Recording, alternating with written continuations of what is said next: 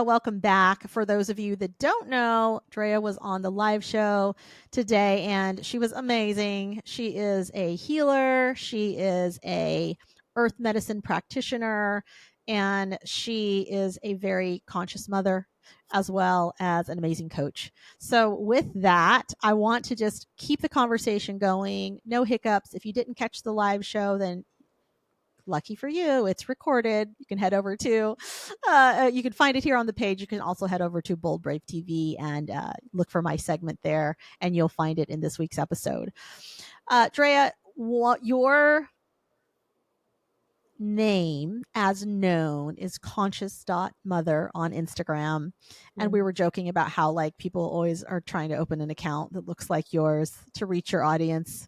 And I want to actually talk about being a conscious mother, because I think that there are a lot of moms and moms to be and dads on the line and dads to be that want to talk about what that actually means and why it's so important when we talk about conscious parenting.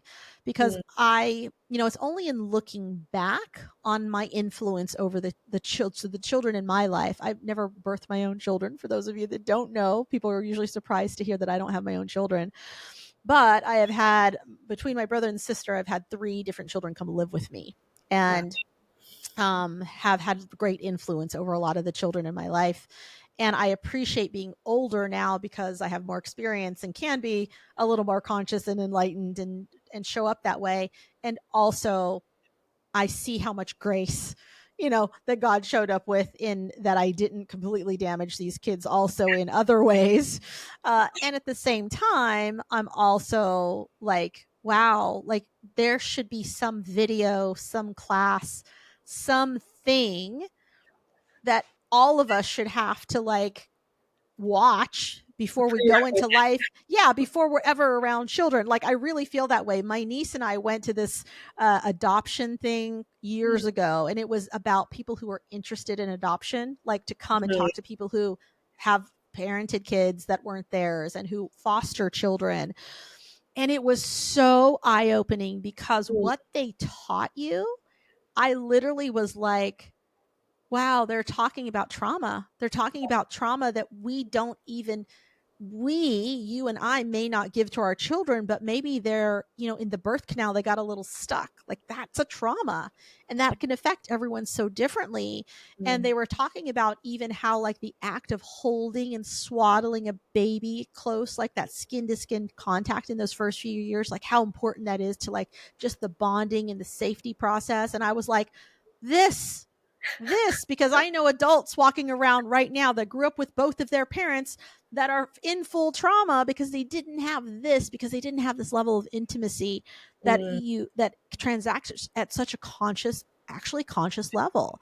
So talk to me about that. You obviously lost your mom very young, and you wanted to do something different for your son, as you show up, and we see, and you're very active on social, so we all get to really, we do get to see all sides of you. And I do love that about you too, by the way. I have to acknowledge you for just how you don't have this like, oh, I'm so cool persona, like it's just I'm chill all the time. Like we get to see all the waves of you, which is like real life, and I just love it so much. Every time I'm like, go Drea, girl, drop those tears, because that's what people need to see right now. Like you're just so real, and it's good to be real. There's too much plastic going on, and I love that. I love the realness of you and the rawness of you, and I really think it's to be celebrated.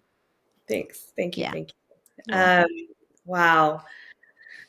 So, as I sit with Conscious Mother, it's really 3 things. How do I consciously mother myself? How do I consciously mother others? And how do I choose to consciously mother the planet? Because we are on our mother right now. And so, if you look at like the base or root word of mother, ma is mother or matter, and it's also matrix. And so it's defining the matrix or defining our reality. And I know I'm like, I'll get to it, but like I'm going all the way out, and I'm going to bring you back in. Good. It's understanding that we are creating our reality at all times. And so consciously parenting, we are choosing to be generational code breakers.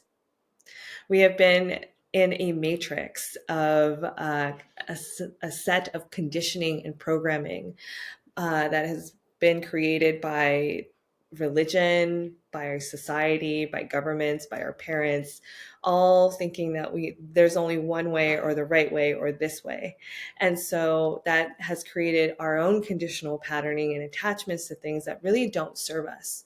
And so as a conscious mother or parent, it's understanding that it starts with me.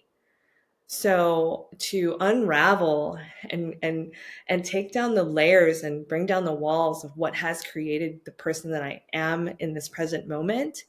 And again, like coming back to psychedelics, choosing differently. When we have a heightened awareness of who we are and why we choose to do things, then we have choice.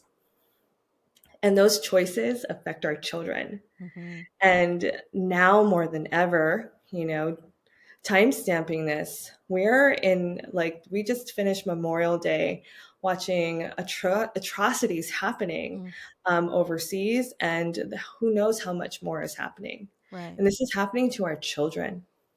And it has been happening. The cycle has been happening over and over. Mm-hmm. And so as conscious parents, whether you are one now or choose to be one soon, we have a choice here. And that choice is what makes us conscious. Right? Mm-hmm. Is choosing to be better each and every day. Right. And so for me, as the conscious mother to my son, it is providing him all the things I didn't have, which was that safety.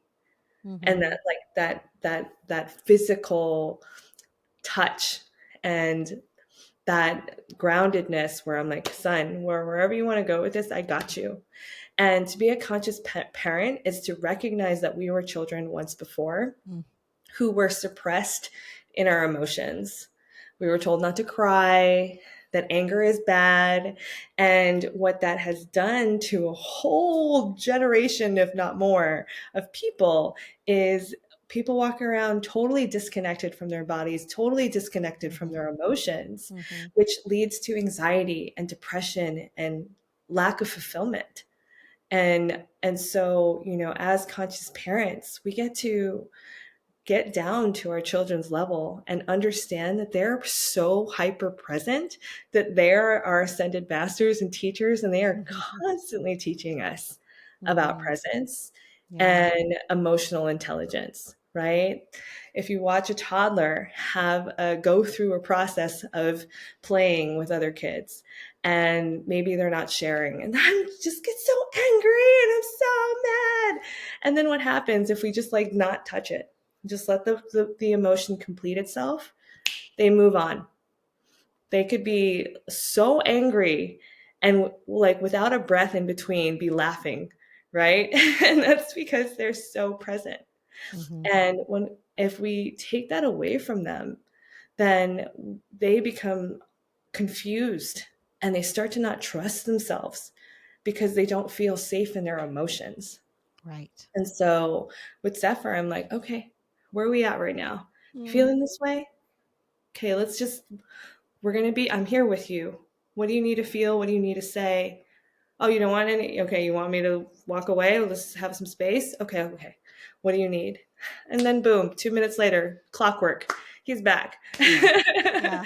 and being his happy, present, lovely self. And so it's that part. And then also, a big part of what I didn't really receive as a child was the permission to dream and dream big and dream wildly and let my imagination just go wherever it wants to go. I was always told I had to be a certain way and do certain things by a certain time.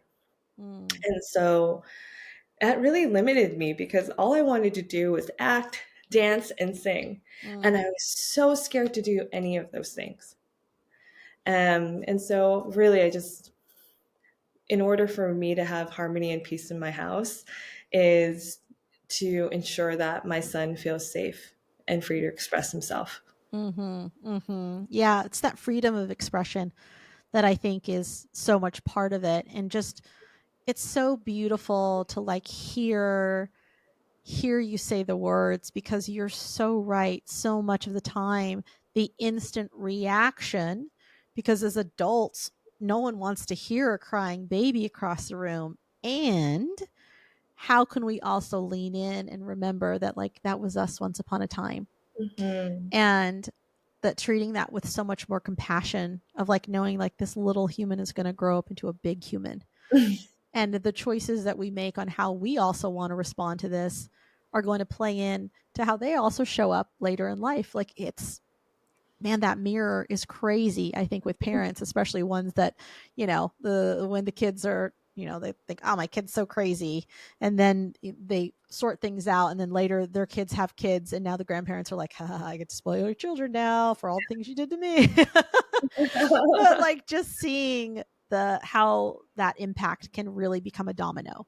And I Mm-hmm. think that's the biggest part of it. So, again, just acknowledge you for being a mom that's doing her best and like being present and working through all of the things that come along, not just with motherhood, but with single motherhood. Mm-hmm. And I just have so much respect for that. Like I said, my mom was a single mom for the longest time until she remarried my stepdad. And oh, those were some rough years, man. And she was really holding it together. And so I just, every time I see it, I just go, oh, such strength in that, and just what it takes to like keep your shit together and also keep it together for your kids. While Yeah. also being extremely edgy in the choices that I Yes. make. Yes. You Yes. know, Yeah. and always having to assess risk, Mm, of like, yeah. this is risky. Yeah. And does the payoff or like the intention of why I'm doing this outweigh this risk? And Mm, by like leaps and bounds, of course, yeah. because the transformation and the impact that it's rippling out through time and space, even if you don't sit in front of me and be with these medicines, families get to benefit from it, people in their Mm-hmm. work environments and who they influence, whether these are public figures or people who are out choosing to be leaders in their life. Right. It's immeasurable. Right. And it's so cool to be a part of that. Yeah. And yeah, it's and it's part of this conscious reparenting and conscious parenting is, to shed those layers of trauma, belief systems, and toxicity that have been like running through our DNA and literally controlling us, Yes. in our decisions and how we relate to others, and just like giving ourselves permission again to unconditionally love and be compassionate with ourselves and be forgiving of others. Mm-hmm. So cool. Yeah. Yeah. Absolutely, it is.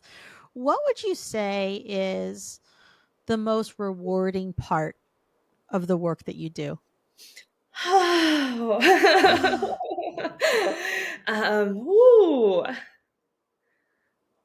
it's the instant transformation, Mm, the look on their face, whether it's like the somatic nervous system embodied leadership work that we're doing completely human and no medicine at all, or mm-hmm. going into like a one-on-one ceremony or guiding a group, to see people's faces and shift and their energy just soften and this lightness come over them. I had one ceremony where he came out of it, he went on his phone and he had lost so much energy off of his body that his face literally changed, and he Mm. tried to use his phone and it wouldn't recognize his Face ID. Ah. And I was like, that's Yeah. it. Yeah. Yeah. That's I why. remember. And Oh two gosh. hummingbirds are flitting around in the background here. So the hummingbirds have just like a Yes. sprinkle of joy right now. Yes, yes. Mm, I remember my very first ayahuasca ceremony, and for sure, like leaving that weekend 15 pounds lighter. I was shocked. Number one, I was like, how? And mhm, number two, I went, it's just the energetics of like letting go of like this energetic weight that was literally physical weight that was mhm, just gone. mhm, And the magic of like going, oh, like I was carrying a lot more than I thought I was. And how beautiful that I feel so much lighter, and I just can lean in and like, really feel what's happening, and the beauty of it, just the beauty of it, and how there was just so much magic. And you're right, there aren't a lot of words for it. So anytime I'm trying to, talk to people about some of these experiences, if they haven't had one themselves, it's it's what you said. It's like, if you know, you know. And until Yeah, then, like, it's almost as if you went there right now, and it's really the look on your face, right? Of trying to explain your experience, yeah. of like going back and reliving it and being the awe and the wonder of like, Mm-hmm. wow, this is available to us, is Yes. like interdimensional So travel. available. Yes, so available. Yeah, Mm, and honestly, and it's funny that you would use those words, because actually my very first download was, everything is available to you. mhm. And I was like, oh, yeah, I'm the only one in my way Yep. when there's a seeming roadblock. Like, so many times it's our own stories, it's Mhm, our own belief system, it's our mhm, own ignorance, it's our own conditioning, it's all of those things. And it's like, how do I get out of my own way? mhm, And that's such a big piece of like, okay, yeah, like mhm, anytime I start hitting a wall on something, I go, where can I see that I'm in my own way on this? And it's mm, such a good like stopper for me to just like land on that sentence and ask myself that question, so that I can reground back into, don't forget, everything's available to you. Yes, yes, it mhm, is. Okay, okay. mhm. Backtrack, backtrack. Let's take a couple steps back and see Yeah, how we can do this differently. So it's beautiful work. It really is. It's beautiful work in the world. And I appreciate you so much, from even just our first session together, which yeah, is, you got to do some work on me, which was really beautiful. And it's been such an incredible journey, and I really love watching you. It's one thing for someone to be like, oh, this person's a healer and like they can do some stuff, and you're like, all right, I'm game. And mm, then I've gotten to know you over the years, and I've gotten to actually see you, and in different places, and see the work that you do, and experience the people who have had their experiences with you also. And it's just a good testament to the consistency of mm, you showing up and doing the work that I know is not always easy. yeah, And I just really acknowledge you for that, because it's more to do for sure. Like, the work isn't ending, yeah. and you do it with a lot of grace, Thank you. in ways that I like I said, I know that life throws its challenges out there in so many ways. I've seen you move You, across the country, all the things. goodness. It was, like, to go a little deeper here, is like, I was just like finding all the ways in which I was, what you've witnessed and what I'm moving into, is Mm. all the ways in which I was, one, addicted to drama, Ooh. and two, not acknowledging how deep my father wound and this like mistrust of the Mm. masculine went, and Mm. how I would choose scenarios and relationships and environments to prove to myself that that was right. I can't Mm. trust this. So I Mm. can't trust myself. And then the story of like, well, no one's got my back, which was so untrue, because I have so many people who have my back, who have all like consistently have cheered me on. And I feel like, based on that reality TV background I had, I'm so much more comfortable sharing what's happening in my life as that living example, Yes. because I've learned, it was mastery of learning how to tell a story, and being real and authentic with my story, because I aspired in as a kid to be a documentary filmmaker. I wanted to go to the jungle and follow animals around, and so I ended up being the subject, the animal itself. So you're living your dream. I'm Got living my it. and like, now I feel like I'm in this era. I'm 41 now. I'm in this era of like, how simple can I make this? Yes. And is there more work to do, or can I be? Mm. And be embrace the being of who I am in this now moment and love myself in whatever state that I might be in, whether it's Yes. anxiety or pure ecstatic joy, Yeah. and love it equally. Yes. Yes. Love all the bits because it's what we ultimately want from others. We want Yeah. people to just see all sides of us and say, can you love all the bits of me, even the ones that aren't as pretty, even the ones that don't have makeup on, and Yes. the ones that are running around naked upstairs and the, whatever the thing is. And that's definitely such a big piece of it. And the same, like I want to return that love and know that I don't have to like pick someone apart. It's like that's not what it's about. Mhm. And just being able to come to that place and be there and also sit with the uncomfortable things. I think that's the other part of it, is just like how can we also all learn to sit with the things that don't feel so good all the time and that aren't so pretty, not waddle in them, Yeah. but how do we sit with some of those things, actually process them so that we can be like a kid that shows up in the mirror and just goes, oh, that thing happened, but now it's gone. I cried for 2 minutes. I'm good. And Mhm. then move on with life and become present to it again. Like it's such a beautiful space to be in. On the previous show, I asked her, you guys, what her superpower was. And so you'll have to go back and listen to know what Drea's superpower was as a kid that she still holds. It's actually quite magical. But that brings me, I come back to that question because my answer to that question to my friends was, it is my ability to literally like not get flustered over every little thing. My sister cut my hair super short when I was a kid. Like I looked like a boy. Do you remember like the boy Prince from the Smurfs? Yeah. Prince Johann? Yeah, I looked like him. Oh no. Like 100% looked like a boy prince from a cartoon of blue people.